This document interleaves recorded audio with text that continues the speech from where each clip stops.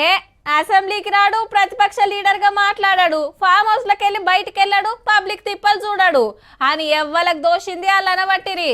ఎవరు చెప్పిండ్రుల్లా సార్ ఏది మాట్లాడాడు ఏది పట్టించుకోడని?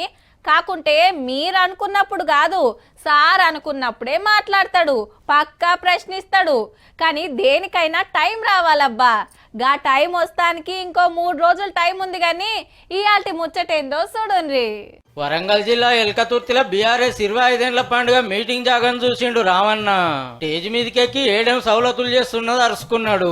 1200 ఎకరాల మీటింగ్ జాగలో 40,000 బండ్లకు పార్కింగ్, 10 లక్షల వాటర్ బాటిళ్లు, 10 లక్షల సల్ల ఓటు ప్యాకెట్లు తయారు పెడుతున్నారట. ఇంకో 3 రోజులే ఉన్నది కాబట్టి పనులు ఎందాకొచ్చినాయి, ఏమేం పెండింగ్ ఉన్నాయి చూసొచ్చిండు అన్నట్టు. రాష్ట్రంలోని ఏ వర్గ ప్రజలకు ఏ కష్టం వచ్చినా అందరూ కూడా హైదరాబాద్లోని తెలంగాణ భవన్ వైపే పోతా ఉన్నారు. ఒక జనతా గ్యారేజ్ మాదిరిగా ఈ గులాబీ జెండా మాత్రమే తెలంగాణకు న్యాయం చేస్తుంది. మీటింగ్ వచ్చిన వాళ్ళకి ఎండ దెబ్బ కొడితే ఎమ్మటే చూస్తానికి 100 మందికి మీద డాక్టర్లను పెట్టిండ్రట. మాకు వీళ్ళ కరెంటు మీద కూడా నమ్మకం లేదు, ఎందుకంటే కాంగ్రెస్ వచ్చినాక కరెంట్ ఎంత అవుతుందో నాకంటే బాగా మీకే తెలుసు. అందుకే దాదాపు 200 జనరేటర్లు కూడా ప్రత్యేకంగా ఏర్పాటు చేసుకున్నాం. అంత మంచిగానే ఉన్నది కానీ పార్కింగ్ కోసం దేవాదుల కాలువలు బూట్ పేసిండ్రని రైతులు లొల్లి పెట్టబట్టే. మరి వర్కింగ్ ప్రెసిడెంట్ గారికి ముచ్చట తెలియకుండా వచ్చునా?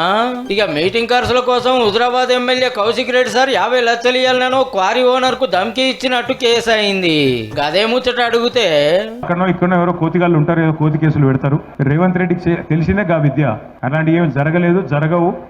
ఏదో ఆయన మా పార్టీ యొక్క సభను అంతో ఇంతో చిన్న మరకంటించినందుకు చేస్తున్న ఒక చిలిపి ప్రయత్నం తప్ప ఏం కాదు. కంప్లైంట్ ఇచ్చింది నిజమే, కేసు అయింది నిజమే. ఇలా పార్టీ నిబంధన చేస్తానికి ఏమున్నదో.